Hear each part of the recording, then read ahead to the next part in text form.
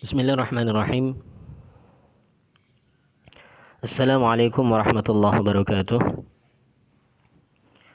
Alhamdulillah. Alhamdulillahilladzi arsala rasulahu bil huda wa dinil haqq liyudhhirahu 'alad dini kullih. Wa kafaa billahi shahida. Wa ashhadu an la ilaha illallah wahdahu la syarika lah. Iqraran bihi wa tauhida. Wa ashhadu anna Muhammadan 'abduhu wa rasuluh. Sallallahu alaihi wa ala alihi wa sahbihi wa sallama tasliman mazida. Amma ba'd. Ayyuhat talaba rahimani wa rahimakumullah. Kita lanjutkan kembali pelajaran kita dari pelajaran sirah dengan membaca kitab Khulasatu Nuril Yaqin. Untuk jilid yang pertama, silakan dibuka kitabnya halaman yang ke-11. Sekarang kita masuk di bab yang ke-8, Zawajuhu bisayyidati Khadijah. Zawajuhu bisayyidati Khadijata. Menikahnya beliau, yakni baginda Nabi kita Muhammad sallallahu alaihi wasallam dengan Sayyidah Khadijah. Dengan tuan putri Khadijah. Sayyidah itu tuan putri ya. Kalau Sayyid itu tuan, kalau Sayyidah berarti tuan putri. Ini sebagai bentuk penghormatan ya. Meskipun sebenarnya yakni ada sebagian ulama yang melarang menggunakan sayyid sebagai bentuk penghormatan, tapi sebagian yang lain membolehkan. Ala kulli hal memang kita sebagai kaum muslimin tentunya diwajibkan untuk menghormati orang-orang mulia, menghormati Nabi, para istri Nabi. Ya. Tidak mengapa fa insyaallah sebagai bentuk penghormatan untuk beliau kita katakan dengan Sayyidah Khadijah. Ya. Sebagaimana kita mengatakan Sayyidina Muhammad, nggak masalah fa insyaallah selama itu bukan di dalam yakni doa ataukah ritual ibadah yang lain. Kalau di dalam ibadah tentunya ibadah itu perlu dalil. Semisal di dalam sholat ya, ketika membaca sholawat cukup dengan apa yang datang dari Rasul sallallahu alaihi wasallam tanpa menambahi dengan sayyid.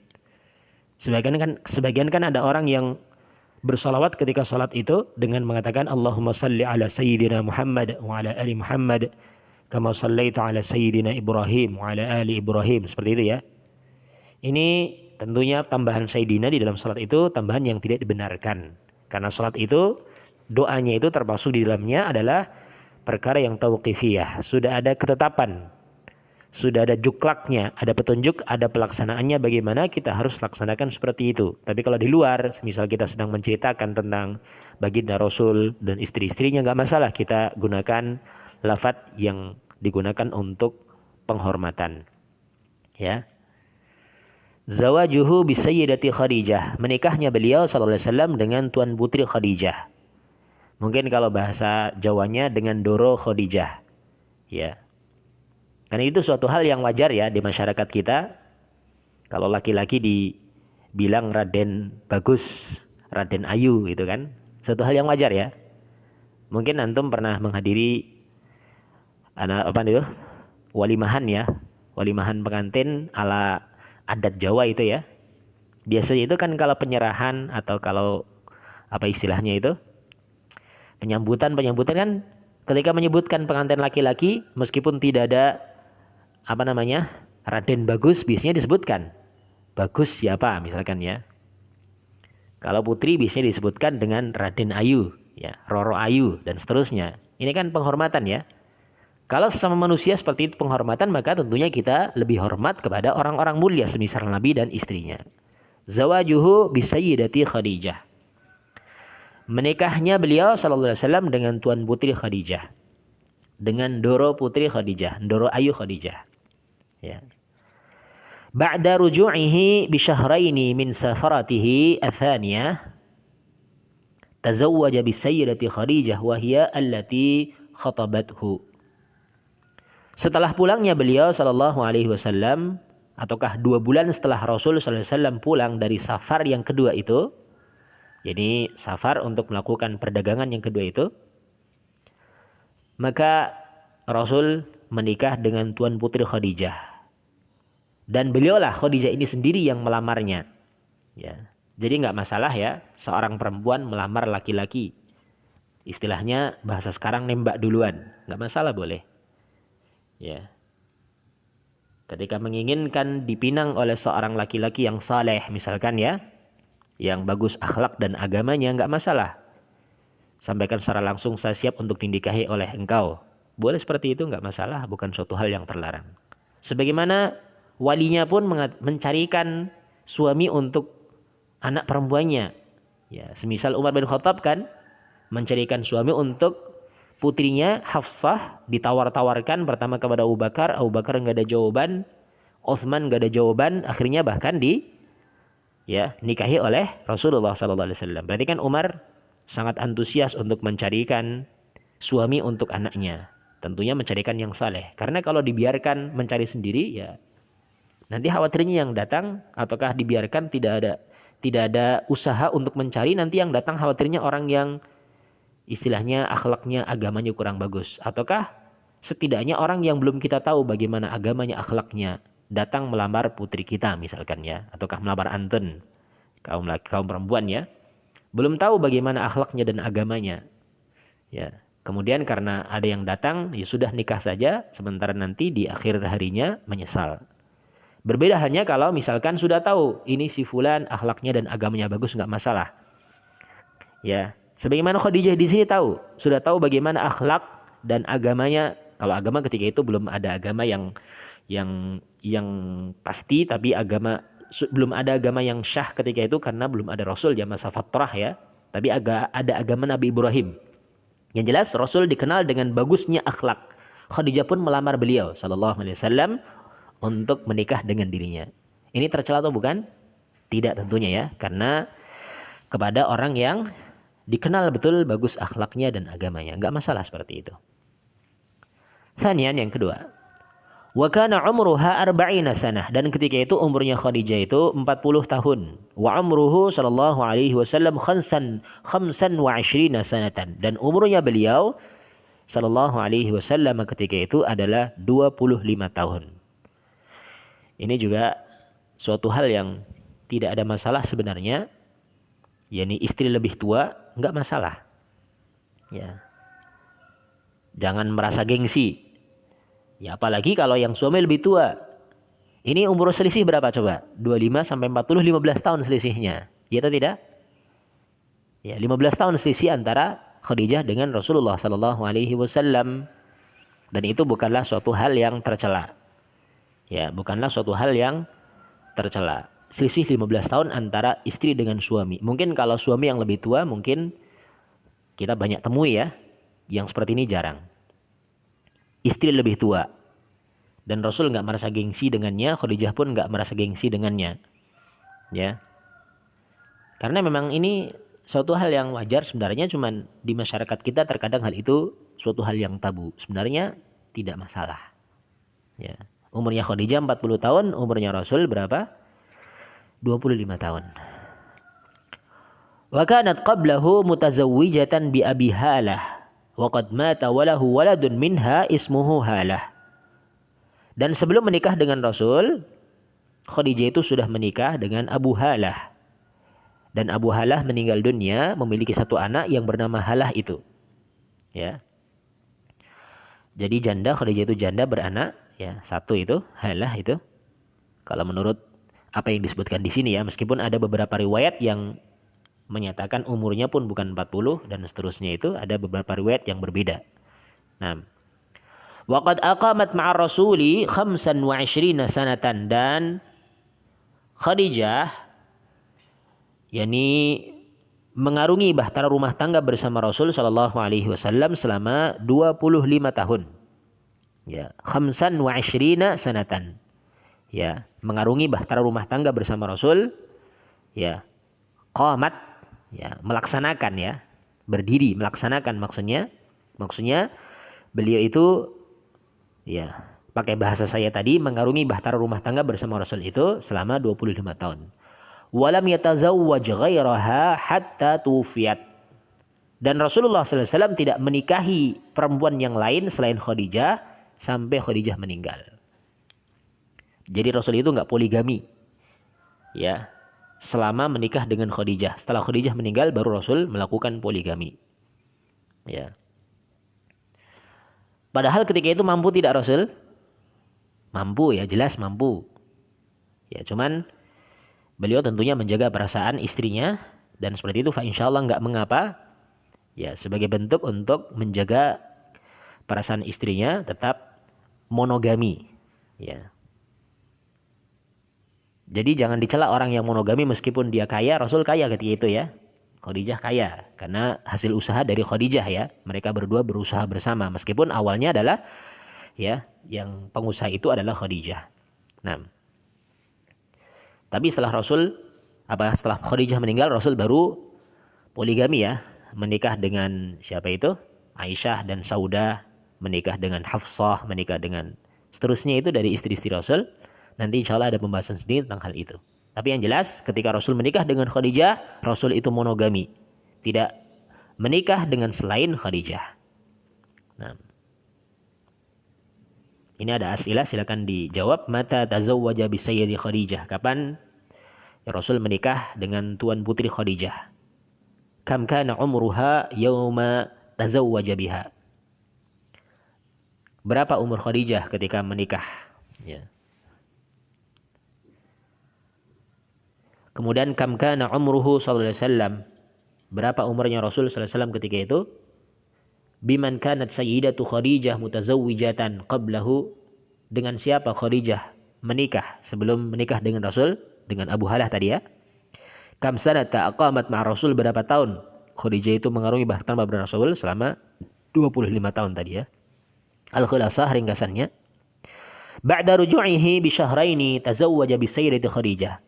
2 bulan setelah kembalinya Rasul dari safar untuk melakukan perdagangan tadi itu, beliau menikah dengan tuan putri Khadijah. Wa kana umruha 40 sanah, dan ketika itu umurnya Khadijah 40 tahun. Ba'da zawjiha Abi Halah, setelah Khadijah menjadi istrinya Abu Halah.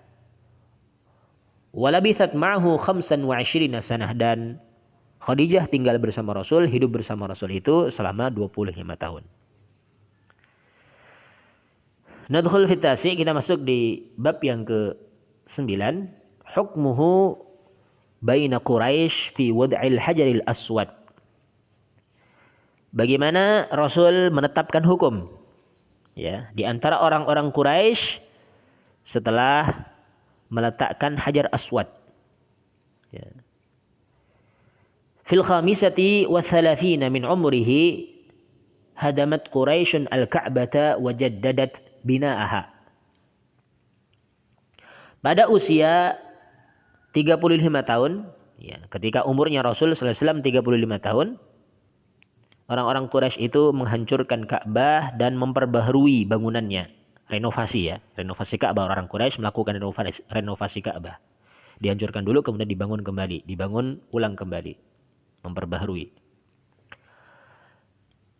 Wa qad ishtaraka ma'ahum sallallahu alaihi wasallam fi bina'iha wa kana yahmilul hijarata ma'a asyrafi Quraisy wa ma'ahu ammuhu Al-Abbas. Dan ketika itu Rasul sallallahu alaihi wasallam itu ikut berserikat bersama mereka orang-orang Quraisy di dalam membangun Ka'bah, dan beliau membawa bebatuan bersama dengan para pembesar Quraisy, orang-orang mulia dari kalangan orang-orang Quraisy. Dan bersama beliau ada pamannya yang bernama Al-Abbas, Al-Abbas ibn Abdul Muttalib. Ya, pamannya Rasul, adiknya ayahnya Rasul. Kemudian wakhtalafat Quraisyun fi man yad'al hajar al-aswada makanahu. Thumma ittafaqu ala an yakuna al-hukmu awwala dakhilin minal masjidi. Kemudian orang-orang Quraisy ini berselisih siapa yang berhak untuk meletakkan hajar aswad di tempatnya, mengembalikan ke posisi semula. Ini pada ribut ini, berselisih sampai hampir terjadi pertumpahan darah ketika itu. Dalam sebagian riwayat disebutkan seperti itu. Kemudian mereka membuat suatu kesepakatan, orang yang berhak untuk meletakkan hajar aswad itu ya adalah orang yang pertama kali masuk ke Masjidil Haram.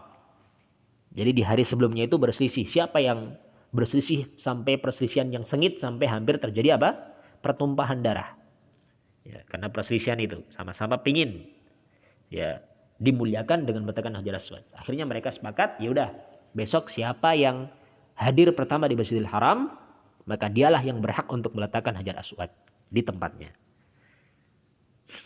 Fakana awwala dakhilin Rasulullah fafarihat Quraisyun bihi wa qalu radina bil amin. Maka ternyata yang pertama kali masuk ke Masjidil Haram esoknya adalah Rasulullah. Maka orang Quraisy pun bergembira dengannya. Dan mereka mengatakan kami ridha dengan Al-Amin. Kalau memang dia yang meletakkan kami ridha. Al-Amin ini orang yang terpercaya. Kalau memang dia Al-Amin, orang yang terpercaya yang meletakkan, kami semuanya ridha. Ya. Sebenarnya kalau ketika itu Rasul langsung meletakkan, tidak ada yang ribut ya, tidak ada yang komplain. Karena mereka sudah ridha dengan apa yang Rasul lakukan.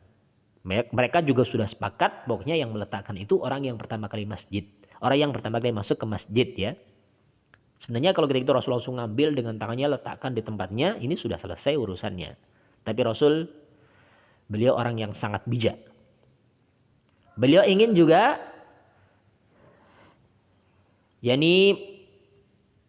menyertakan para pembesar Quraisy supaya ikut andil dalam peletakan Hajar Aswad.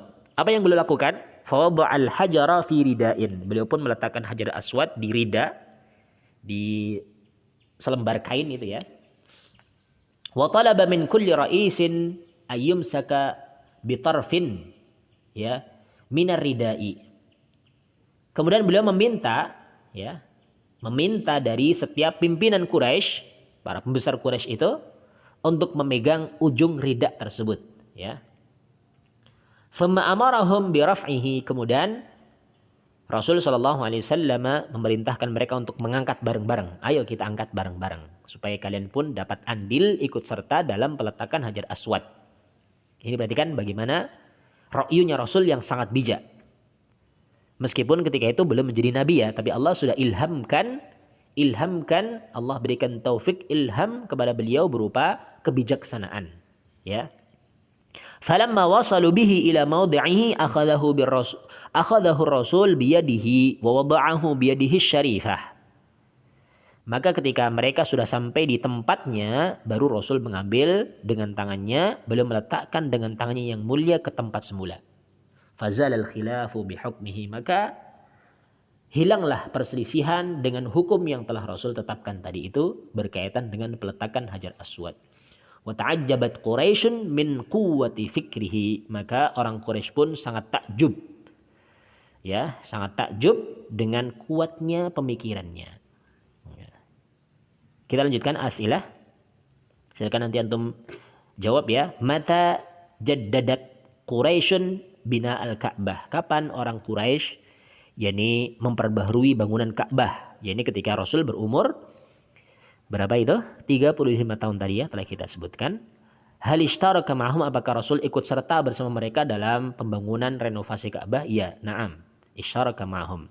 Fi ayyi syai'in ikhtalafu, dalam perkara apa mereka berselisih? Yani dalam perkara tentang siapa yang paling berhak meletakkan Hajar Aswad.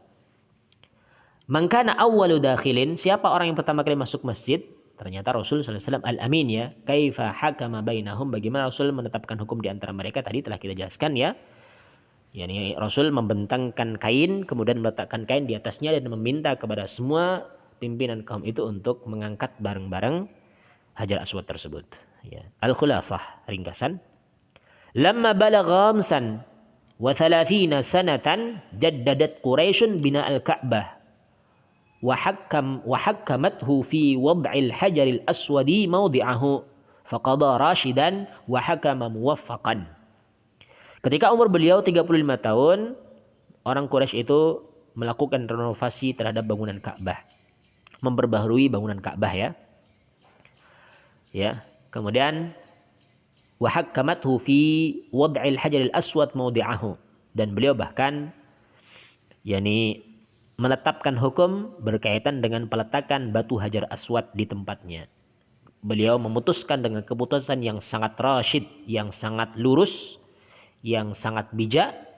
Beliau pun menetapkan hukum dengan hukum yang disepakati oleh semua orang yang berselisih.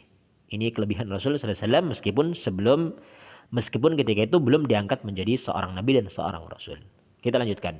Asyiran, bab yang ke-10. Nasyatuhu sallallahu alaihi wasallam. Kehidupan beliau sallallahu alaihi wasallam.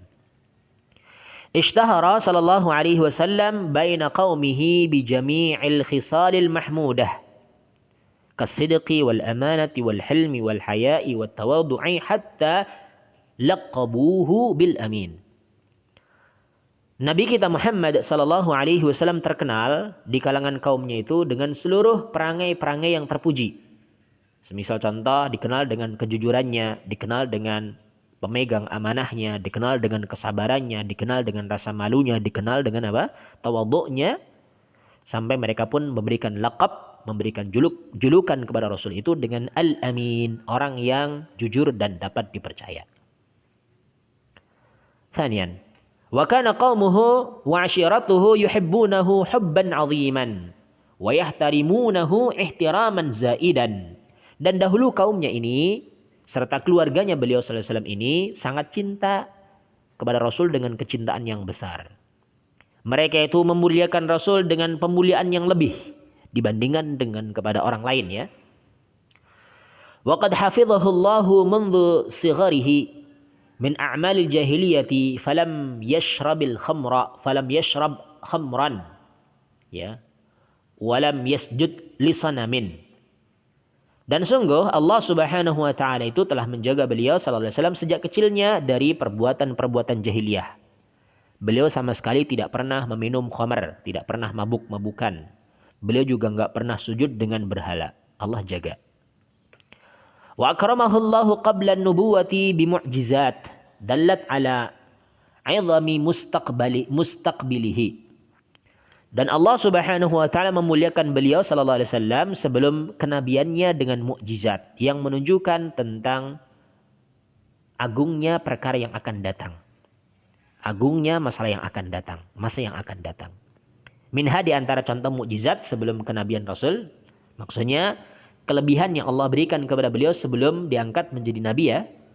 Yani taskhirul ghamamati lahu fi safaratihi tsaniyah ila Syam.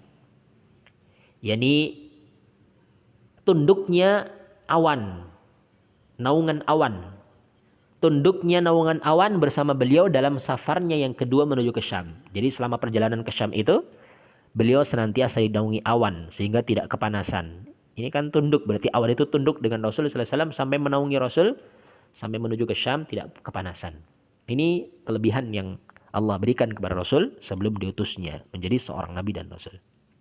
As'ilah, bimadza ishtahara baina qaumihi, dengan apa Rasul terkenal di kalangan kaumnya tadi ya, dengan akhlaknya yang terpuji, dengan kejujurannya, dengan amanahnya, dengan kesabarannya, dengan rasa malunya, dengan tawadhu'nya.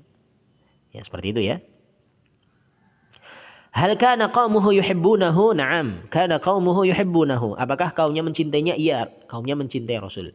Hal kana ya'malu mithla amalihim? Apakah beliau beramal sebagaimana amalannya mereka orang jahiliyah? Tentunya tidak ya. Beliau tidak melakukan perbuatan orang-orang jahiliyah, tidak pernah mabuk-mabukan, enggak pernah menyembah kepada berhala, enggak pernah. Bimadza karamahullahu qabla nubuwah? Dengan apa Allah memuliakan sebelum kenabian? Yakni dengan kelebihan yang Allah berikan kepada beliau. Salah satunya adalah berupa tunduknya awan terhadap beliau, menaungi beliau ketika perjalanan safar yang kedua menuju ke Syam. Khulasah. Arafa fi nash'atihi bil akhlaqil fadilah. Ya, ataukah urifa barangkali ya. Urifa fi nashatihi bil akhlaqil fadilah wa kana qaumuhu yuhibbunahu wa 'asamahu Allah min a'mal jahiliyah. Beliau dikenal di masa pertumbuhannya itu dengan akhlak yang utama. Dan kaumnya pun sangat mencintai beliau dan Allah menjaga beliau dari perbuatan-perbuatan jahiliyah. Kita lanjutkan di bab yang ke-11. Hayatuhu qubail risalah. Kehidupan beliau Qubail, ini bentuk tasghir dari qablun menjadi qubail. Ya, qablun menjadi qubail. Hayatuhu qubail risalah. Kehidupan beliau sebelum yakni beliau mendapatkan risalah. Ya. Hinama qarabal arba'in min umrihi ahabbal ibti'ada 'anil nasi wal ibadah. Ketika umurnya beliau sudah mendekati 40 tahun, beliau ingin untuk menjauh dari manusia, dari orang-orang jahiliyah itu, yang mana ketika itu kehidupannya sangat rusak, beliau ingin uzlah, menyendiri ya, menjauh dari mereka, wal ibadah, dan beliau ingin untuk melakukan ibadah. Wa qad ikhtara li ibadatihi ghara Hira, dan beliau lebih memilih Gua Hira untuk beribadah. Karena di kota Mekah itu sudah banyak terjadi kerusakan-kerusakan, mabuk-mabukan, dan seterusnya dari kemaksiatan dan kemungkaran-kemungkaran yang ada itu, beliau menyendiri di Gua Hira. Wa huwa jabalun ala tariqi Makkah, yakni Gua Hira itu terdapat di sebuah gunung yang ada di jalan menuju ke Mekah. Wa kana ya'khudhu ma'hu zadahu, dan beliau membawa bekal bersama beliau. Jadi nginap beberapa malam di gua itu untuk beribadah. Tafakkur, beribadah, berzikir, mengingat zat pencipta. Wa idza faragha raja'a ila zaujatihi as-sayyidah Khadijah, dan ketika selesai beribadah beliau kembali ke istrinya, yakni Tuan Putri Khadijah, fayakhudhu ghairahu, kemudian beliau mengambil bekal yang lain. Balik lagi untuk beribadah lagi. Wa kana yata'abbadu ala dini jaddihi Ibrahim min 10 ayyamin ila syahrin, dan dahulu beliau beribadah sesuai dengan agama nenek moyangnya yang bernama Ibrahim. Jadi agama Hanifiyah ya, agama yang lurus, mengesahkan Allah ya, tidak mau beribadah kepada selain Allah. Ini agama yakni Ibrahim, agama Al-Hanifiyah yang lurus. Ya, terkadang beliau beribadah di gua tersebut selama 10 hari, pulang ambil bekal lagi, balik lagi sampai 1 bulan. Seperti itu beliau lakukan sebelum ataukah menjelang umur 40 tahun. Ya, sampai 1 bulan. Dari 10 hari sampai 1 bulan. Ya. As'ilah mata ahabba libti'ada 'anil nas. Kapan beliau ingin untuk menjauh dari manusia, yakni ketika umurnya mendekati 40 tahun tadi ya. Aina kana yata'abbadu, di mana beliau beribadah? Di Gua Hira. Min aina kana ya'kul, dari mana beliau memakan? Ini dari bekal yang dibawa ya dari rumahnya Khadijah ya. Ala ayyi dinin kana yata'abbadu, pada agama apa beliau itu beribadah? Ini agamanya Ibrahim ya. Beliau belum diturunkan risalah, belum diturunkan wahyu ya, sehingga masih beribadah dengan agama nenek moyangnya, yakni agamanya Ibrahim yang lurus, agama tauhid. Kam kanat muddat ibadatihi, berapa lama ibadahnya Rasul di gua itu? Yakni sekitar 10 sampai 1 bulan ya, 10 hari ataukah sampai 1 bulan. Ya. Al-Khulasah. حينما قرب من الأربعين أحب العزلة وكان يتعبد في غار حراء على دين إبراهيم. Ketika umurnya beliau mendekati 40 tahun, beliau ingin untuk melakukan uzlah, ingin menyendiri dari kaumnya, dan beliau melakukan ibadah di Gua Hira sesuai dengan agama Ibrahim, agama tauhid, mengesahkan Allah. Ini alhamdulillah selesai daurah yang pertama, maksudnya putaran yang pertama, pembahasan pertama tentang kehidupan Nabi sebelum nubuwah. Sekarang kita baca lagi khulasatud dauril awal, khulasah putaran pertama lil hifdzi, untuk dihafal. Ini matan untuk dihafal, bagus kalau dihafal, tapi setidaknya untuk menghafal ya. Sayyidina Muhammad bin Abdullah wa Aminatul Qurasyiyah huwa akhirul anbiya'i wa rasulillahi ila jami'in nas liya'budullaha wahdahu wa la yusyriku bihi syai'a. Tuan kita, baginda Nabi kita Muhammad ibn Abdullah wa Aminatu Qurasyiyah ya. Ayahnya adalah Abdullah dan ibunya adalah Aminah al-Qurasyiyah ya. Beliau adalah akhir para nabi, nabi yang terakhir, dan utusan Allah untuk seluruh manusia agar supaya mereka beribadah hanyalah kepada Allah semata dan tidak menyekutukan Allah dengan sesuatu apapun. Waqad wulida sallallahu alaihi wasallam bi Makkah yaum al-itsnain ats-tsani 'ashar min Rabi'il Awwal, wa kana waliduhu qad tuwfiya qabla wiladatihi wa dufina bil Madinah. Farabbathu ummuhu arda'athu ba'da ummihi Thuwaibah al-Aslamiyah thumma Halimah as-Sa'diyah, wa fi as-sadisati min umrihi tuwfiyat ummuhu bil Abwa. Fahadanathu ummu Aiman wa kafalahu jaddahu, wa fi thaminati min umrihi tuwfiya jadduhu fakafalahu ummuhu Abu Talib. Ya.